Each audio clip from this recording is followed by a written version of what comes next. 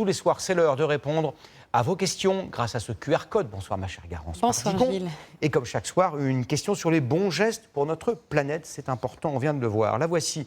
Je veux faire des économies d'énergie. Quand je m'absente de chez moi, vaut-il mieux couper le chauffage ou garder une température minimale? D'une manière générale, retenez qu'il vaut mieux éviter de couper vos radiateurs pour les rallumer ensuite dans la foulée parce que vous allez consommer plus d'énergie que si vous les maintenez au minimum.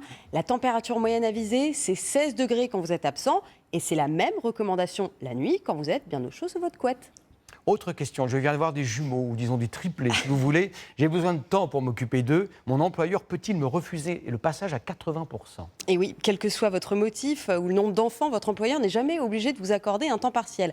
Et d'ailleurs, à l'inverse, il n'est pas non plus tenu de vous reprendre à temps plein si vous étiez auparavant à mi-temps. Alors, dans le cas de l'arrivée d'un enfant, ou de deux, ou de trois, la solution, c'est de demander un congé parental à temps partiel. Et là, pour le coup, votre employeur a l'obligation de vous le donner.